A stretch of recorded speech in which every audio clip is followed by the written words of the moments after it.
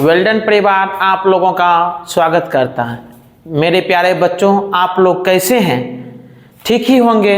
आगे हम लोग आज वास्तविक संख्या का पार्ट 2 पढ़ने जा रहे हैं। पिछले कक्षा में हम लोग वास्तविक संख्या का पार्ट 1 पढ़े थे, 10 क्वेश्चन। आज हम लोग 11 क्वेश्चन से पढ़ना चालू करेंगे। 11, 12, 13, 14, 15, 16, 17। अब हम देखते हैं, आपको यहाँ पर हम पहला क्या देख रहे हैं, सबसे छोटी अभाज्य और सबसे छोटी भाज्य संख्या का गुणनफल है। यही कह रहा है, क्या कह रहा है, भाज्य और अभाज्य संख्या। पहले हम भाज्य और अभाज्य संख्या के बारे में जान लेते हैं। क्या जानते हैं बच्चों?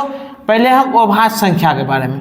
अभाज्य संख्या क्या होता है? जैसे कोई भी संख्या एक और स्वयं से जो विभक्त हो उसे अभाज्य संख्या कहते हैं। जैसे हो गया 2, 3, 5। देखिए ये किससे विभक्त होता है? एक से भाग लगता है और 2 से। ये भी किससे लगता है? एक और खुद से। ये भी एक और खुद से। जो एक और खुद से विभक्त हो उसे क्या कहेंगे हम लोग? अभाज्य संख्या कहेंगे। दूसरा क्या होगा बच्चों? भाज्य संख्या। भाज्य संख्या क्या होता है? वैसी संख्या जो 2 संख्या से अधिक से विभक्त हो उसे क्या कहेंगे? भाज्य संख्या कहेंगे। जैसे हो गया 4, नहीं 6, 8। देखिए किससे भाग लग रहा है? इसमें 1 से लग रहा है, 2 से लग रहा है, 4 से लग रहा है। इसमें किससे भाग लग रहा है? 4, 6, 8। क्या बोले? देखिए अभाज्य संख्या और भाज्य संख्या के बारे में हम लोग जान लिए हैं। अब देखिए क्या होता है आगे। हम क्या यहाँ क्वेश्चन पढ़ रहे हैं? पहला, सबसे छोटी अभाज्य संख्या और सबसे छोटी भाज्य संख्या का गुणनफल, सवाल नंबर 11। अब देखिए सबसे छोटी, अभी तुरंत हम आपको बताएं, सबसे छोटी अभाज्य संख्या क्या होता है? 2। क्या होता है ये? 2। और देखिए, और सबसे छोटी अभाज्य संख्या क्या हो गया? 2। और सबसे छोटी भाज्य संख्या क्या हो जाए? भाज्य संख्या 4। ये हो गया अभाज्य संख्या, अभाज्य संख्या। अभाज्य ये हो गया क्या हमारा? भाज्य। नहीं, ये सबसे छोटी है, ये भी सबसे छोटी, ये भी सबसे, दोनों का गुणनफल कर रहा है क्या? 4 दूनी 8। क्या हो जाएगा बच्चे? 8 हो रहा है। क्या आंसर मारेंगे? 8 में मारेंगे। नहीं किसी को दिक्कत इसमें? अब आगे का हम लोग क्वेश्चन पढ़ते हैं। क्वेश्चन 2 नंबर में क्या है? निम्न में से कौन सी अभाज्य संख्या है? अभी बच्चों आप लोगों को बताएं अभाज्य संख्या के बारे में। क्या बताएं? वैसी संख्या जो एक और स्वयं से विभक्त हो उसे क्या कहेंगे? अभाज्य संख्या कहेंगे। अब देखिए यहाँ पर हम लोग क्या देखते हैं, 25 को देखते हैं, 1 से विभक्त हो रहा है। उसके बाद देखिए 5 से विभक्त हो रहा है और खुद अपने 25 से विभक्त हो रहा है। ये देखिए 1 से हो रहा है, 2 से हो रहा है, 4 से हो रहा है, 8 से हो रहा है। बहुत संख्या से 2 से अधिक से विभक्त होगा, इसीलिए ये नहीं होगा, ये भी नहीं होगा। 15 को देखिए 1 से हो रहा है, 3 से हो रहा है, नहीं 5 से हो रहा है, फिर 15 से हो रहा है, इसीलिए ये भी नहीं होगा, क्योंकि वैसी संख्या एक और स्वयं से विभक्त हो। देखिए यहाँ पर 29 जो होता है, 29 देखिए किससे विभक्त होता है? 29 देखिए 12 नंबर का, 29 नंबर का, ये किससे विभक्त होता है? 1 से लगेगा भाग और खुद 29 से लगेगा भाग, खुद 29 से लगेगा भाग। इसीलिए आपको क्या अभाज्य संख्या क्या होगी? आपको 29। कोई दिक्कत? ऐसा संख्या 29 है जो एक और स्वयं से विभक्त होगा, 29। इसलिए आंसर क्या हो जाएगा आपको? ए नंबर। फिर हम लोग देखते हैं 13 नंबर का क्वेश्चन। 13 नंबर का क्वेश्चन क्या देख रहे हैं हम लोग? क्या देख रहे हैं बच्चों? 13 नंबर में क्वेश्चन क्या है? 13 नंबर का हम क्वेश्चन लिखते हैं। 13 नंबर का देखिए बच्चों, 13 नंबर में 3.27। क्या 3.27 है? क्या है ना? कहता है ये। अब बताइए, हम आपको बताए हैं पिछले कक्षा में परिमेय व परिमेय के बारे में बताए हैं। हम क्या बताए हैं बच्चों? अगर रेकरिंग के रूप में रहेगा, यहाँ पर देखिए क्या है, यहाँ आवर्त के रूप में है, रेकरिंग के रूप में रहेगा तो वह क्या कहलाएगा? परिमेय संख्या कहलाएगा। हम पिछले कक्षा में आप लोग को बता दिए हैं। देखिए यहाँ पर क्या है? रेकरिंग के रूप में है, रेकरिंग के रूप में रहेगा तो क्या होगा? एक क्या हो जाएगा? एक परिमेय संख्या। यही आपको रेकरिंग नहीं रहता, सिर्फ 3.27 रहता तब भी परिमेय संख्या होता, क्योंकि यह क्या होता? शांत होता। अगर यही रहता 3.2703450000 ... तब होता वो परिमेय संख्या, क्योंकि यह दशमलव में शांत मान नहीं है, ये क्या आते रह रहा है, तो वो परिमेय हो जाएगा। अगर शांत दशमलव में रहेगा तो क्या हो जाएगा, परिमेय। आवर्त में रहेगा तो क्या हो जाएगा, परिमेय। अब हम देखते हैं बच्चों, क्या देखते हैं, 13 हो गया। अब हम 14 नंबर का सवाल देखते हैं।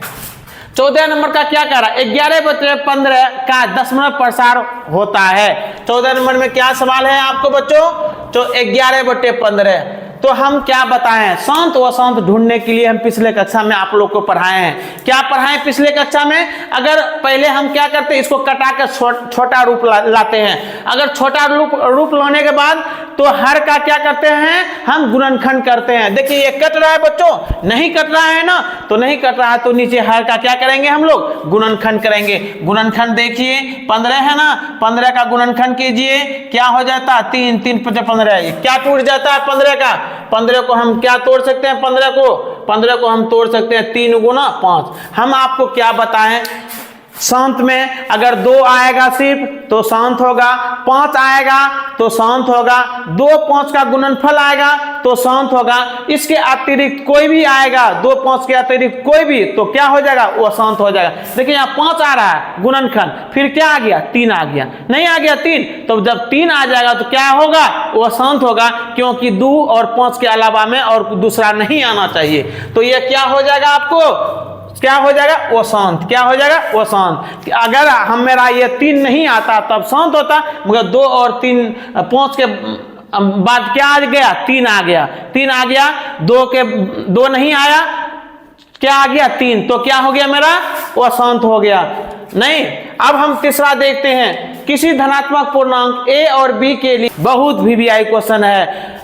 अब हम इसको देखते हैं सवाल नंबर 15 में। सवाल बी, ए और बी के लिए a, b का मोसो तथा लोसो का गुणनफल होगा।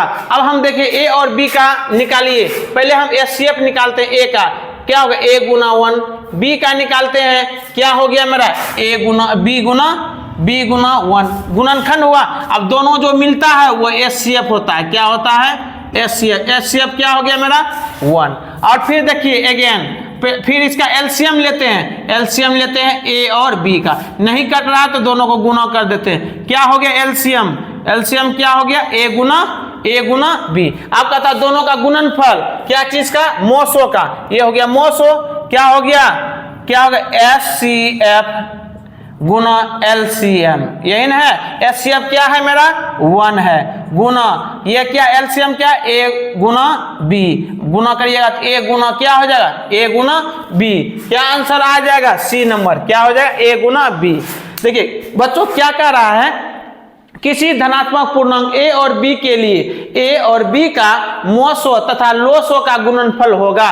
तो हम देख लिए a और b है ना, a और b, a को गुणनखंड किए, a को गुणनखंड जब कीजिएगा तो इस तरह का टूटेगा। देखिए a को गुणनखंड, a को कीजिएगा ना, a बार में क्या हो गया, a × 1, b को तोड़िएगा, क्या टूटेगा, b बार में b × 1, क्या टूटेगा, b × 1। तब क्या a को लिए a × 1, b को b × 1, जो दोनों में मिल रहा है वो क्या कहलाता, HCF क्या हो गया, 1।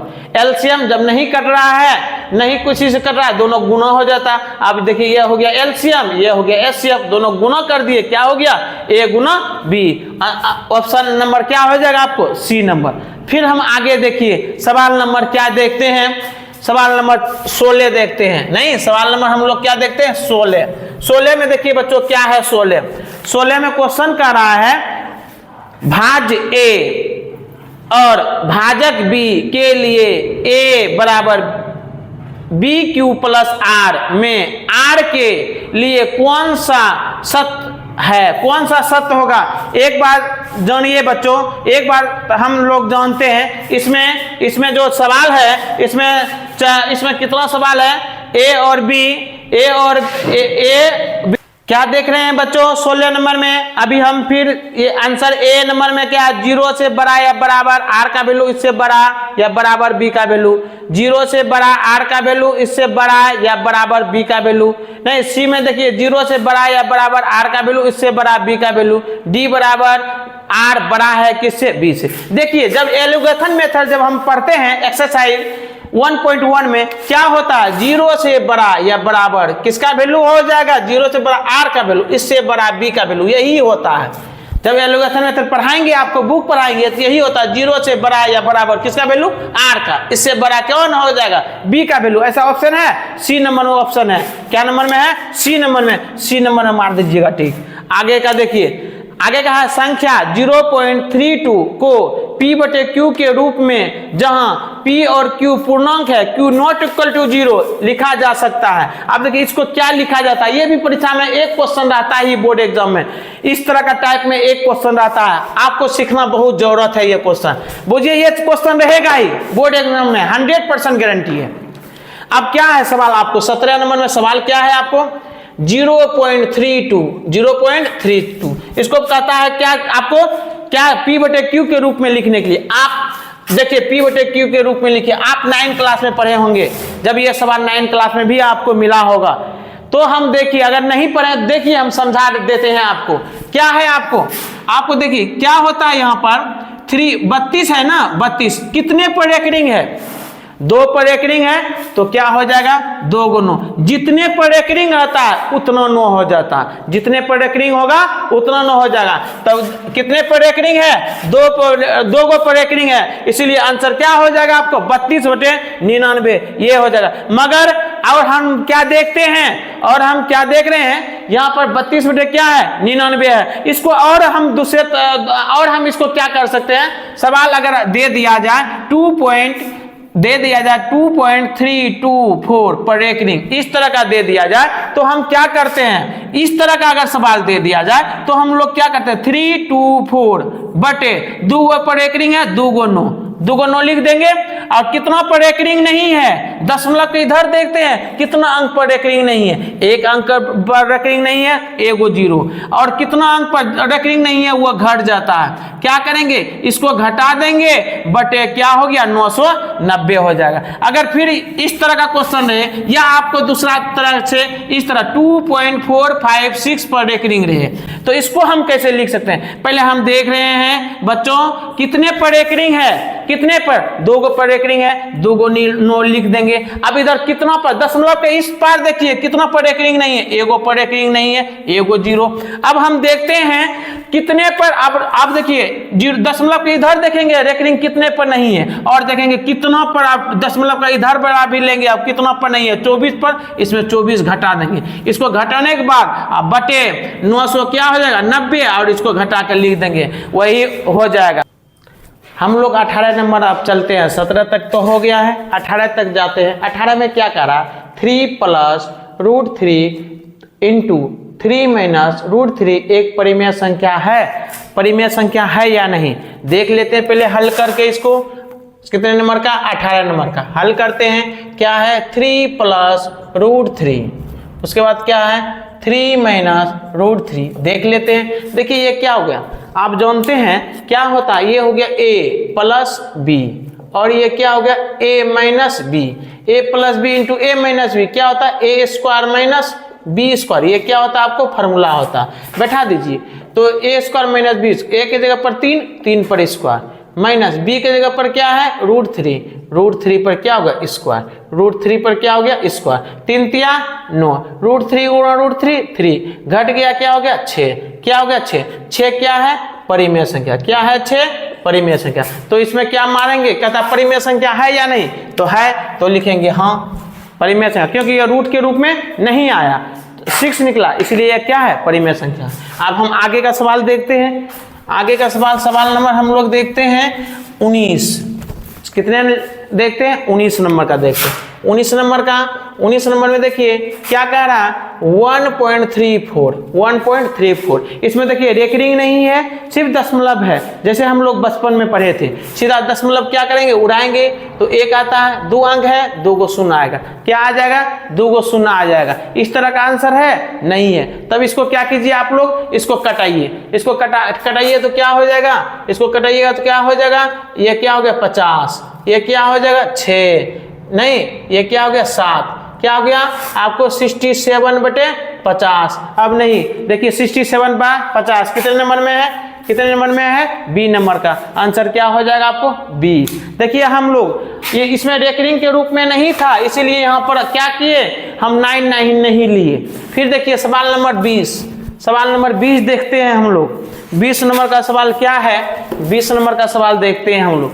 20 नंबर का, 20 नंबर में क्या कह रहे हैं हम लोग, 20 नंबर में देखिए क्या कह रहे हैं, 0.232 पर रेकरिंग। क्या है आपको, 0.32 पर रेकरिंग, यही है ना बच्चों, यही है ना। अब हम देखिए, हम आपको पहले भी सूचित किए हैं, क्या सूचित किए, जितने पर रेकरिंग होता है उतना नो।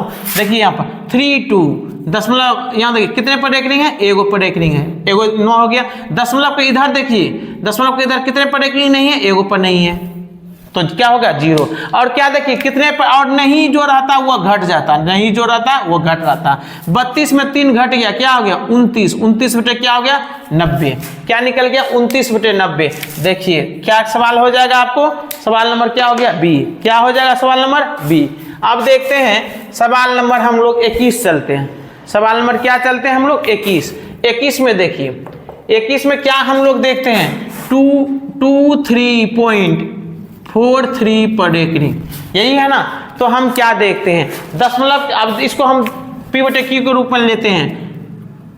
कितने पर रेकरिंग है, 2 पर, 2 गो 9 हो गया। कितने पर रेकरिंग है बच्चों, 2 पर रेकरिंग है, 2 गो पर 2 गो 9। अब यहाँ दशमलव के इधर कोई अंक है कोई अंक नहीं है, तो 0 नहीं होगा। मगर अब जितना बचा हुआ है सब हुआ रेस्ट क्या होता है, घट जाता। रेस्ट क्या होता है इसमें, घट जाता। जब घटा दीजिएगा तो क्या हो गया, 23 बटे 99, 23 बटे 99 है, 23 बटे 99। देखिए सवाल नंबर क्या हो गया हमको, सवाल आपको 21 का देखिए ए नंबर में है, तो क्या हो जाएगा, ए नंबर का हो जाएगा। अब हम देखिए ये लग रहा है, ये कितने बड़े सवाल, बहुत बड़ा सवाल लग रहा है, मगर देखिए कितना तेजी में बन जाता है, कितना शॉर्ट में बन जाता है। क्या कहता है, वृत्ताकार पथ पर 3 धावक एक ही स्थान से दौड़ना प्रारंभ करते हैं तो एक चक्कर लगाने में 2 घंटे, 4 घंटे तथा 6 घंटे समय लगता है। तीनों प्रारंभ बिंदु पर पुनः मिलने में लगा समय। मतलब देखिए कोई भी है, ये है 3 धावक एक ही स्थान से तीनों धावक दौड़ रहा है। तीनों कहता है वृत्ताकार पर तीनों धावक एक ही स्थान से तीनों दौड़ रहा है। तीनों है यहीं पर, तीनों एक ही स्थान पर, एगो है सबका अलग अलग है। एगो 2 घंटे के चाल से, 2 घंटे के, एक है कितने घंटे का, 4 घंटे का, एक है कितने घंटे का, 6 घंटे का। तीनों चल रहा है, तीनों चल रहा है। तीनों जब दोनों चालू करेगा तो सब अपना अपना अलग अलग स्पीड से दौड़ेगा। तो यह तो कब एक स्थान पर फिर मिलेगा, कोई एक स्थान पर कब मिलेगा, जब इस तरह का सवाल रहेगा। तो क्या करेंगे हम लोग, एलसीएम निकाल लेंगे। क्या निकालेंगे हम लोग, एलसीएम। जैसे 2, 4, 6 का एलसीएम निकाल लेंगे। 1, 2 और क्या होगा 3, 2 गुना 3, 3 दूना 6 दूना 12। जब इस तरह का सवाल आएगा तो क्या हो जाएगा आंसर मेरा, 12। क्या हो जाएगा 12। जब एक ही स्थान से कोई भी तीनों दौड़ना चालू करता है, तब ये तीनों दौड़ना चालू करता है, तब क्या करते हैं, पूरा चक्कर घूमने में कितने मिनट में मिल जाएगा वो, कितना मिनट में वो, कितने घंटे में, मिनट नहीं है घंटा है, कितने घंटे में, 12 घंटे में वो फिर क्या होगा, मिल जाएगा। नहीं, अब देखिए बच्चे, हम लोग आज सवाल देखे कितने तक, 22 तक आज हम पढ़ लिए हैं। ये चैप्टर मेरे तरफ से क्वेश्चन खत्म हो गया। जितना भी VVI क्वेश्चन था क्रैश कोर्स के मुताबिक हम टोटल पढ़ा दिए हैं। अब हम आगे दिन अगला टॉपिक लेके आएंगे। अगर आपको ये वीडियो पसंद आए तो लाइक करें, सब्सक्राइब करें और कमेंट करके आप कमेंट में लिख कर सेंड कीजिए कि आपको कोई दिक्कत है, कमेंट में लिख कर सेंड कीजिए, उसका आपको उत्तर अगले दिन दिया जाएगा। ठीक है बच्चों, अब अगले क्लास में मिलते हैं आप लोगों से, और आप लोगों से देखकर बहुत खुशी मिलता है हमें।